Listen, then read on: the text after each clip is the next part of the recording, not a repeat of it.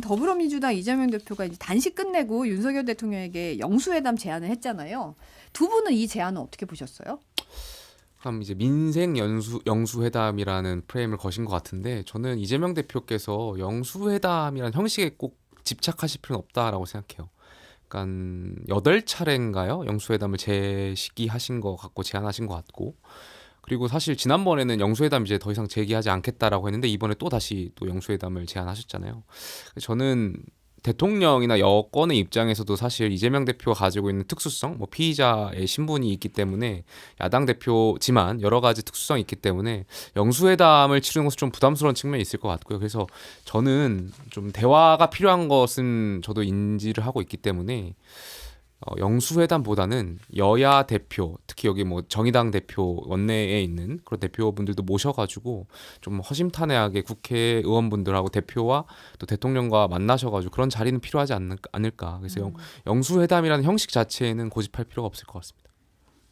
저는 이제 전국 주도권을 좀 가져가겠다라는 의지로 많이 읽혔어요. 그래서 사실 이제 좀 병상에서 털고 일어나셔서 완벽하게 이제 정치에 복귀하지 못하는 상황이긴 합니다만 그래도 첫 메시지가 영수회담 제안이었다라는 거는 이제 민생 상황이 굉장히 엄중하고 여기에 대해서 우리가 좀 머리를 맞대고 논해보자라는 거는 사실 이제 이 문제에 우리가 관심을 가지고 있고 정치권에서 힘을 모아보자라는 어떻게 보면 좀 포커스하는 그런 관점일 수 있거든요. 그래서 저는 이재명 대표 입장에서는 사실 영수회담 제안을 몇 번이고 해도 된다라고 생각을 해요. 실제로 그동안 집권 2년 차가 되도록 그 이재명 대표를 한 번도 만나지 않았잖아요. 윤석열 대통령이. 그런 점에서 충분히 제안할 명분도 되고 그리고 여기에 대해서 대통령실이 마냥 묵묵부답으로 가는 게 오히려 대통령실에는 굉장한 부담일 것이다. 오히려 민생에 대해서 야당 대표가 논하자고 하고 있는데 여기에 대해서 대통령이 응답하지 않는다는 거는 대통령에게 오히려 더 많은 정치적인 책임감이 지워지는 상황이다. 그런 점에서 이재명 대표 입장에서는 전혀 손해볼 것도 없고 그리고 이런 제안을 하는 데 있어서 주저할 이유도 없다 이렇게 생각합니다.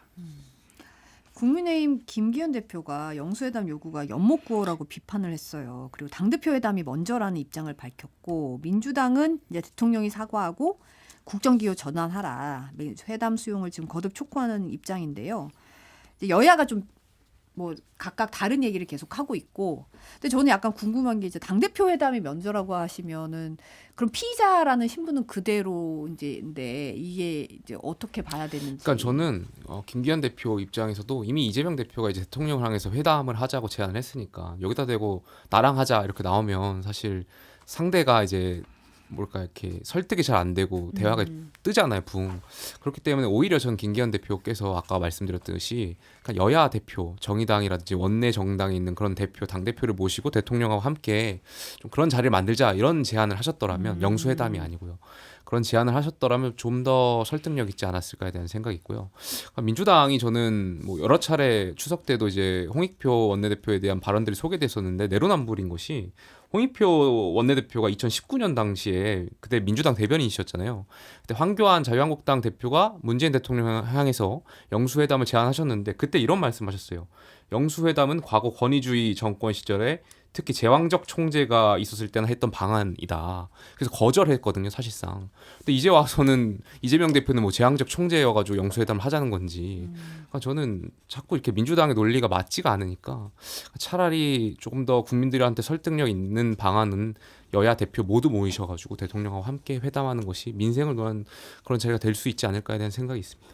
제가 알기론 그 홍익표 대변인, 당시 대변인께서 그렇게 말씀하셨던 배경이 아마 대통령께서, 당시 문재인 전 대통령께서 여야 대표회담을 아마 제안을 하셨던 걸로 기억을 해요. 네. 근데 여야 대표회담을 먼저 청와대에서 이렇게 제안을 했는데 거기에 대고 이제 황교안 대표가 나는 따로 만나겠다라고 이제 영수회담을 주장하시게 되면서 어떻게 보면 좀 비판하는 과정에서 나왔던 말이었다라고 저는 생각을 하고요. 사실 문재인 전 대통령 그 재임 시절만 보더라도 홍준표 자유한국당 대표께서 여야 대표들 이렇게 청와대에 모여서 이렇게 만나는 자리에 본인이 들러리 싫다고 빠지신 적이 있어요. 서기 싫다고. 그게 아마 2017년에 취임하시고 2달 뒤의 일이었을 텐데 그렇게 빠지셨어요. 근데 그렇게 하고 문재인 대통령께서 홍준표 전 대표를 방치했느냐? 그렇지 않았어요. 그렇게 이제 취임하고 좀 몇 개월 지나시긴 했지만 취임 11개월 지나서 따로 홍준표 대표랑 비공개로 면담을 단독으로 했던 것으로 알고 있습니다. 그러니까 그 정도로 이렇게 여야 대표를 만나고 대화하는 일은 국정을 통합적으로 운영해야 하는 대통령의 책무이고 책임이라고 저는 생각하거든요. 그런 점에서 지금 대통령실에서 입장이 없다라고 얘기를 할 게 아니라 영수회담이 싫으면 여야 대표 회담을 하자, 다 같이 대통령 포함해서. 그렇게 다른 대안을 들고 나와야 되는 거지, 여기에 대해서 마냥 대답 안 하고 도망간다고 그 책임이 어디로 가겠습니까? 저는 대통령실의 좀 책임 있는 자세와 답변을 기다리고 있습니다. 김용태 최고는 대통령실이 지금 안 그래도 박성민 최고 얘기하는 게 특별히 드릴 말씀 없다 이런 입장인데 거기에 대해서는 어떻게 보세요? 일단은 대통령실에서 회담 자체를 안 하려고 했던 것은 아니에요. 그러니까 작년에 이재명 대표가 이제 영수회담을 제안했을 때 대통령실에서 여야 대표 면담을 제안한 바가 더 있었고, 지난 5월 같은 경우는 먼저 대통령실에서 이제 여야 원내대표 회담이라도 하자 했었는데, 이제 박강원 전 원내대표께서 이제 이재명 대표와 회담이 먼저다라는 식으로 얘기하시면서 이제 거절을 사실상 하셨던 걸로 알고 있어서, 그러니까 대통령실도 이제 이러한 여야 대표의 만남을 주선하려고 했었습니다. 그래서 그런 점 좀 말씀드리고 싶고요. 이번 대통령실이 특별히 드릴 말씀 없다라고 입장을 밝힌 것에 대해서는 좀 아쉬운 부분이 있는 것 같아요. 근데 아마 사실상 거절의 표현일 텐데, 거절이라는 단어를 썼더라면 어떤 프레임에 갇힐 것 같아서 좀 피해서 우회해서 말씀한 것 같아요. 왜냐하면 이재명 대표가 그 민생 회담을 하자 제안했는데 거절하는 것처럼 보여지는 거잖아요. 대통령실에서 어쨌든 결과론적으로. 그러니까 그런 해석을 좀 확대 해석을 경계하기 위해서 드릴 말씀이 없다라고 이제 말씀하신 것 같은데, 박성민 전 최고처럼 작년에 또 대통령실 했던 것처럼 여야 대표의 면담을 먼저 제시하는 것도 저는 하나의 방안이라고 생각합니다. 지금 여야 원내 지도부가 오늘 오후에 첫 상견례를 가질 걸로 보이는데요. 이제 홍익표 민주당 신임 원내대표가 이제 윤재욱 국민의힘 원내대표 만날 텐데 두 분 스타일상 오늘 현장 분위기 어떨 걸로 보신지 좀 어떻게 보세요? 뭐 만나러 가는 건데 뭐 거기 가가지고 막 대판 싸울 순 없겠죠. 당연히 이제 좋은 분위기를 이제 아마 연출을 하려고 각자 노력을 할 거고, 그냥 깔끔하게 인사하고 뭐 머리를 맞대고 정기국회 잘 해보자 뭐 이런 얘기가 좀 주로 오가지 않을까 싶습니다. 특히 뭐 윤재욱 원내대표 같은 경우에는 그 이번 신임 원내대표 이전인 박강원 전 원내대표랑은 굉장히 주기적으로 만나면서 여러 현안에 대해서 논의를 해왔던 것으로 알고 있거든요. 네. 그런 만큼 이 야당과의 소통에 있어서 그래도 나름 전향적인 자세를 갖고 있지 않나 싶어서, 원내대표는 사실 훨씬 실무적인 역할을 당대표보다 해야 되기 때문에 국회에서 협의하거나 논의하거나 이런 사안들이 특히 이번 정기국회 굉장히 많을 거예요. 그런 점에서 두 분이 머리를 잘 맞대셔야 될 거다. 싸우면서도 또 한편으로는 파트너일 수 있어서 아마 생각보다 화기애애할 수 있지 않을까 싶습니다. 김용태 최고 어떻게 전망하세요? 웃는 게 아닐 텐데요. 근데 박성민 전 최고 말씀하셨던 것처럼 정치라는 것이 이제 주고받는 과정이잖아요. 현실 정치에서. 그렇죠. 여야가 서로 주고받아야 할 것들이 굉장히 많을 거예요. 또 앞으로 대법원장의 그 임명안이 네. 있을 거고, 또 뭐 여당 같은 경우는 인사청문회도 있을 거고, 야당 같은 경우는 이제 예산안 전국도 이제 흘러갈 거고, 서로의 이제 총선을 앞둔 상황에서 지역구 예산이 필요한 부분도 있을 거고, 그러다 보니까 서로 이제 주고받을 것들이 있을 것 같아서 겉으로는 이렇게 많이 강대강으로 싸워갈 것 같으면서도 안에서는 아마 좀 협상을 계속 이어나가지 않을까 생각도 됩니다. 주고받을 게 많다고 하니까 그럼 어떤 거부터 좀 풀어야지 이 강대강 국면이 좀 풀릴까요? 일단은 그래도 좀 정쟁을 넘어서 대법원장 임명에 대해서는 좀 여야가 합의를 이뤄야 되지 않을까 생각돼요. 지금 헌정사상 초유의 상황들이 많이 일어나고 있잖아요. 야당 대표에 대한 체포동의안이 통과된 것부터 시작해서 지금 사법 공백이 있는 것도 사실 헌정사의 아픔인데, 이러한 부분을 여야 의원들이 좀 조율해 나갈 필요가 있지 않나 생각됩니다. 네. 박성민 최고는 어떤 부분부터 좀 풀어야 이게 매듭이 좀 풀릴까요? 저는 일단 지금 되게 우려하고 있는 게 김행 그 여가부 장관 후보자에 대한 인사청문회가 사실상 반쪽으로 치러질 가능성이 굉장히 높다는 게 되게 우려가 됩니다. 네. 지금 여당에서 뭐 보이콧을 하겠다라는 식으로 좀 얘기가 이렇게 나오고 분위기가 있죠. 암시가 되고 있고 그럴 것 같아요. 지금까지 한 거 보면.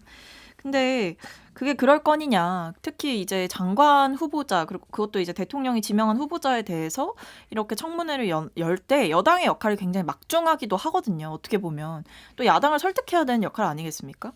근데 여당이 여기에 대해서 본인들의 이 헌법이 부여한 책무를 저버리고 본인들의 사사로운 이해관계에 따라서 나오지 않는다라고 하는 이 행위 자체가 용납돼도 되는 것이냐. 그런 점에서 저는 이 부분부터 사실 원내대표끼리 좀 긴밀하게 논의를 하고 예를 들면 이제 청문회 과정에서 좀 분명히 송급 검증이 들어가지 않겠습니까? 야당 입장에서는 지금 너무나 부적격한 의혹들이 많이 나오고 있기 때문에 저희로서는 굉장히 날선 질문과 비판을 할 수밖에 없을 거고 이게 부담스러워서 도망가겠다는 거잖아요. 여당이. 그렇게 할 게 아니라 여러 가지 뭐 협의를 한다든지 뭐 논의를 해서 이거는 반쪽짜리 청문회로 치러질 게 아니라 정상적으로 치러져야 된다. 이것부터 전 좀 풀어야 된다고 생각합니다. 조금 전 들어온 속보에 따르면 국민의힘이 김행 여가부 장관 후보자 인사청문회 불참 방침을 밝혔는데 여기에 네. 이어서 야당 단독 개최하면 김 후보자도 참석하지 않을 것이라고 예고했다는 얘기가 나오네요. 네, 그러면은 글쎄요. 그러니까 청문회 자체가 무산될 가능성이 좀 그 있겠네요. 이거 완전 국회 무력화하는 거 아닌가요? 그러니까 저는 헌정사에 야당이 단독으로 청문회를 개최한 적이 있었나 싶기도 하고요.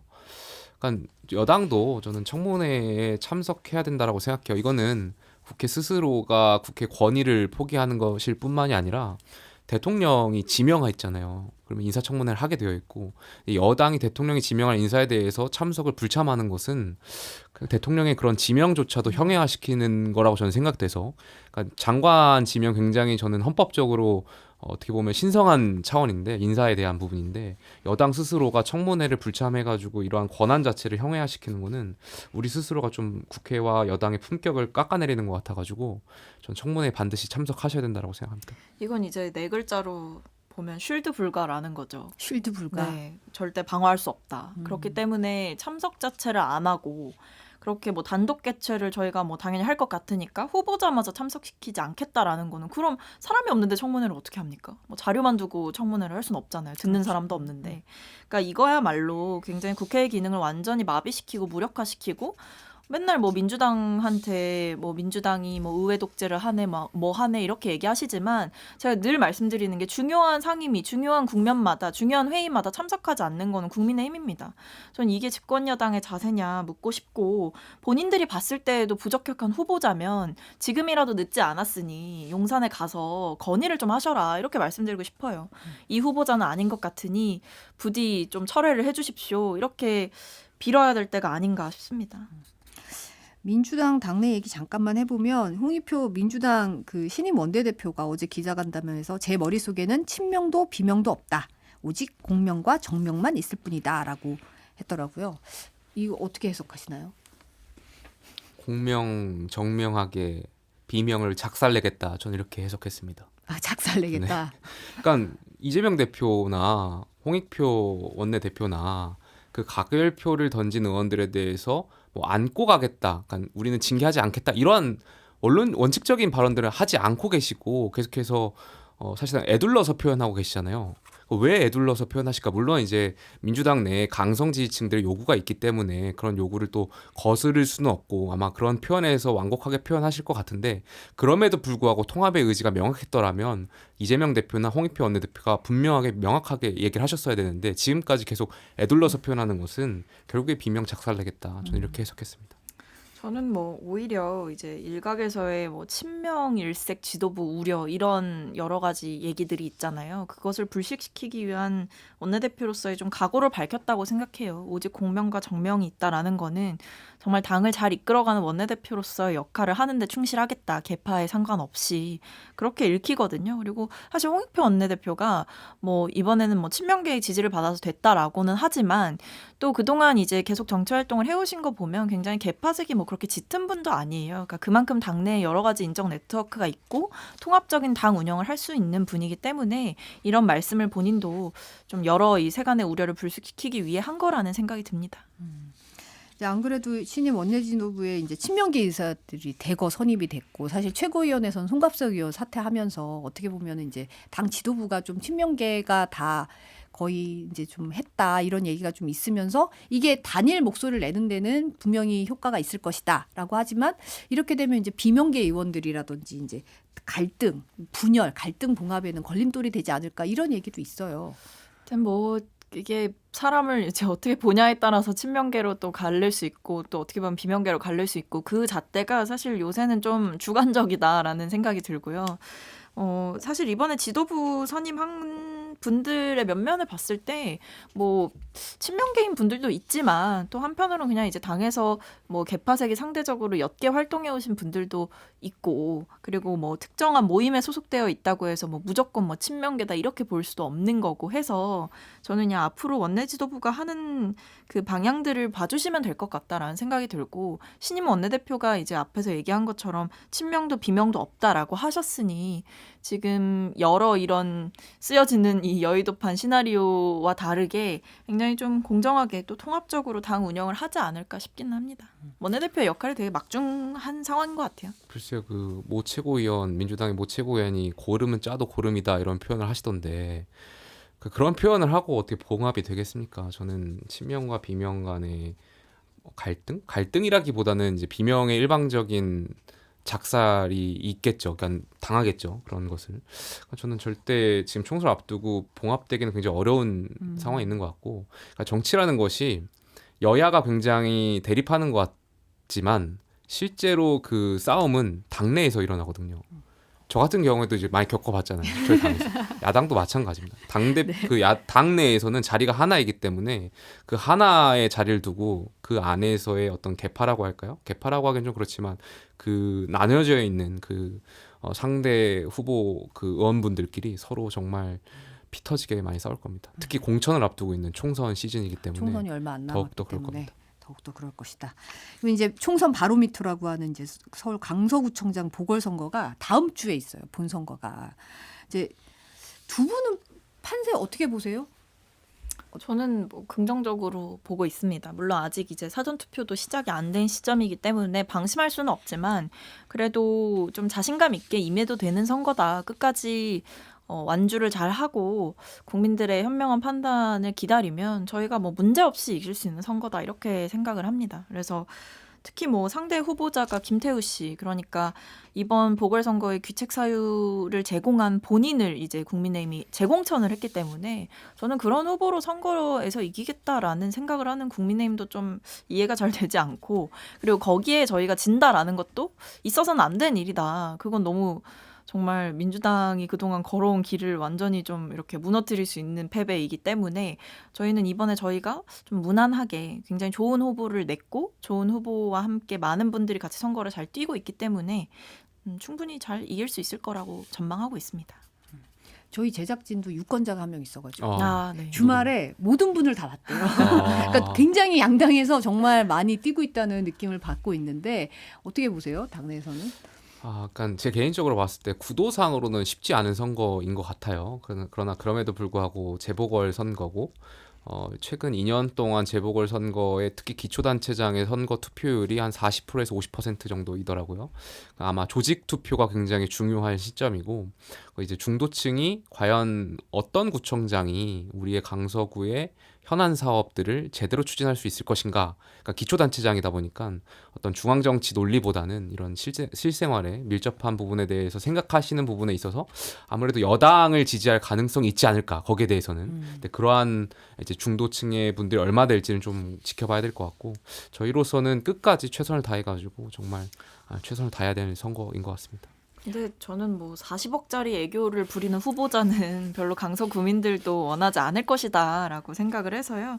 굉장히 또 지금 보면 뭐 민주당도 그렇고 국민의힘도 그렇고 굉장히 총력을 다해서 이 선거를 치르고 있어요. 이게 네. 보궐선거가 약간 대선화된 느낌까지 들 정도로 막 선대위도 보면 막 어마어마하고 그래서 저는 둘 다 총력을 다해서 치르고 있지만 어쨌든 국민의힘에서 낸 후보의 하자가 너무나 크고 그에 비해서 이제 저희가 낸 후보는 굉장히 청렴하고 깨끗한 후보라는 점이 강점이기 때문에 그런 장점들이 잘 부각이 돼서 저희가 잘 이길 수 있을 거라고 생각합니다.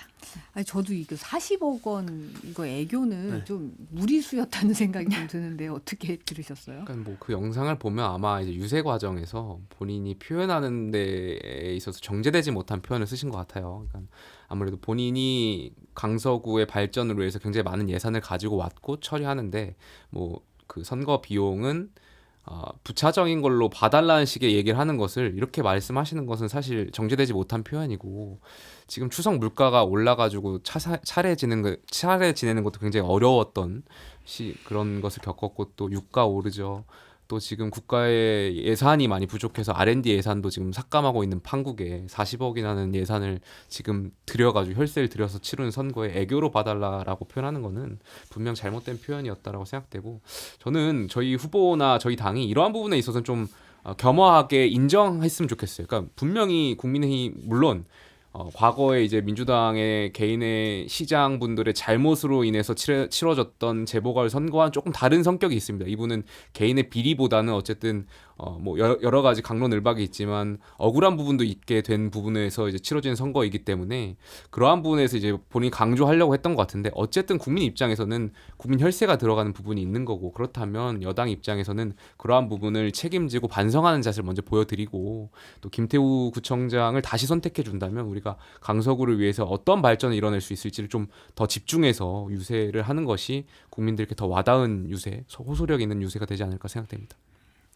근데 강서구 발전을 뭐 시킬 수는 있는데요. 그거를 김태우 씨가 하길 원하진 않을 거다라는 거죠. 문제의 핵심은 저는 거기 자꾸 왜 있다고 남의당 생각을 후보한테 하는데. CC거리고 후보라고 해주세요. 왜? 김태우 후보자가 할 거라고는 이제 별로 그렇게 기대하지는 않으실 거라고 생각합니다. 뭐 이분이 40억 애교 말씀도 하셨지만 뭐 그 이전에 사실 뭐 건설업자랑 유착해서 뭐 청와대 파견을 청탁했다던가 그러니까 이분이 받았던 그 비리가 있는 거예요. 비리 혐의가 있는 거예요. 그래서 그것 때문에 감찰이 시작된 거고 그 이후에 폭로를 한 겁니다. 그래서 국민의힘에서는 계속해서 뭐 이분이 공익제보자다. 공익제보를 하는 과정 중에 뭐 어쩌다 보니까 이렇게 뭐 김명수 대법원 체제에서 유죄를 받게 됐다. 억울하다. 이렇게 포장을 하고 계시지만 이분의 비위 의혹들을 이렇게 들여다보게 되면 상당한 비위 혐의들이 있다라는 걸 알 수가 있어요. 그러니까 그게 시작되니까 폭로를 했다라는 거고 법원에서도 그 점을 굉장히 안 좋게 적시를 하면서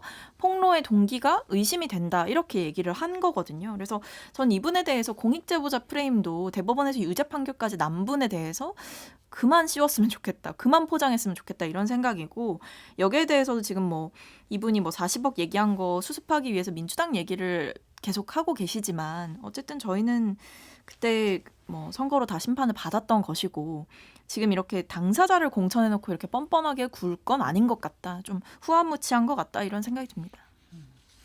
뭐 더 하실 말씀 있으세요? 네, 없습니다. 그다음 저는 당인으로서 당인으로서. 후보 파이팅 하시기 바라겠습니다. 네. 패널 분들이 자꾸 이렇게 김태우 후보 화이팅을 외치시더라고요. 방송 중에. 저희 국민의힘에서 요즘 그 방송 모니터링을 하겠다고 해가지고 방송 이 강서구청장 후보 선거와 관련해가지고 관련해서 그래서 당 내에서 저는 저희 당이 이길 거라고 생각합니다. 네, 알겠습니다. 당연히 이겨야 되는 선거고요. 모니터링 위원들 보고 계시나요? 공문을 보내실 수도 있을 것 같은. 네. 네. 요 이제 인사청문회가 내일 이제 유인촌 문화체육관광부장 후보자, 관광부 장관 후보자 인사청문회가 내일 예정돼 있는데 지금 김행 장관 후보자 같은 경우는 지금 어떻게 될지 오늘 오후에 이 원내대표 또 상견례가 있으니까 이때 또 뭐가 풀릴지 어떨지는 좀 봐야 될 것 같고 일단 유인촌 후보자 같은 경우는 서면 질의 답변서에 어제 제출한 서면 질의 답변서에 이명박 정부에서는 블랙리스트 없었다. 그리고 특정 단체를 정해서 이에 대한 지원을 배제한 바 없고 보조금에 관해서는 예상 집행 지침에 따른 걸로 알고 있다. 이런 원칙적인 답변을 했어요. 두 분은 이 발언 어떻게 보셨는지 좀 궁금합니다. 박성민 최고. 근데 이게 청문회를 하게 되면 다 드러날 일인데 왜 이렇게까지 뭐 거짓말로 포장을 하시나 이런 생각도 저는 들어요. 이런 의혹이 뭐 없던 의혹이 새로 생긴 게 아니라 예전부터 제기됐던 의혹이면 거기엔 분명히 이유가 있는 거다라고 생각을 하고요. 그리고 지금 뭐 고민정 의원의 페이스북 글을 제가 봤는데 고민정 의원께서 갖고 계신 문건이 있다고 하거든요. 근데 그 문건이 이제 당시 MB 청와대 때 작성됐던 뭐 국정원의 문건인 걸로 제가 봤을 때는 추정이 되는데 거기에 보면 이런 게 있어요. 정부 인사 및 특정 정치인 비방 등에 대해서 일벌백계. 그러니까 좌파 연예인 뭐 이렇게 찍어가지고 그들을 관리하고 어떻게 보면 색출하고 그다음에 이 사람들에 대해서 일벌백계 하겠다 이런 방침들이 막 써있는 문건이더라고요. 근데 이런 문건이 뭐 찾으면 한두 건이겠습니까? 지금 고민정 의원께서 이미 가지고 계신 것도 있지만 청문회 과정에서 분명히 드러날 문건들이 있고 당시 이 문화체육관광부의 장관으로서 이걸 과연 몰랐다고 발뺌할 수 있을 것이냐. 그리고 이분이 받는 의혹 중에서 그 노무현 대통령 때 임명됐던 그 단체장들에게 그 기관장들에게 물러나라고 종용했다라는 거는 본인이 한 행동에 대해서 지금 의심을 받는 거거든요. 여기에 대해서 이제 그런 적 없다라고 할 게 아니라 좀 저희도 구체적인 증거를 제시를 하고 거기에 대해서 해명하는 거를 좀 청문회 때 봐야 될 것 같습니다. 김용태 최고는 약간 좀 당황스러웠어요. 저는 이 말씀을 듣고, 그러니까 국민들이 다 알고 계신 내용인데 여기서 이제 없었다라고 말씀하시니까 글쎄요, 약간 굳이 이렇게 말씀하실 필요도 없지 않았나. 약간 어쨌든 대통령께서 지명한 인사고, 그럼 문체부 장관으로서 과거 정권에서 분명히 잘못한 점이 있었고 그 점에 대해서는 반성의 자세를 먼저 보이는 것이 국무위원회 후보자로서 좀 더 역할에 충실한 답변이 아닐까 되는 생각이 있고요. 저는 정치권이 자꾸 뭔가 잘못을 했을 때 이렇게 덮으려고 하는 것 같아요. 그러니까 인정을 하지 않고. 김태우 구청장 후보와 관련해서 저희 당 이제 그것도 그렇고, 그러니까 저는 인정하면 다, 그러니까 인정하고 용서를 구하면 된다라고 생각되거든요. 그러니까 국민들께 제가 잘못한 부분이 있었고 이러한 부분에 대해서 용서를 구하고 앞으로 제가 장관이 된다면 과거에 이런 반성을 저걸 삼아서 다시는 그런 일이 없도록 하고 또 앞으로 문화부를 어떻게 이끌겠다, 이 비전을 내세우는 게 보다 국민들이 바라는 모범 답안이 아닐까에 대한 생각이 있어요. 그래서 저는 전 장관 후보자로서 약간 피하시지 말라고 말씀 좀 드리고 싶습니다.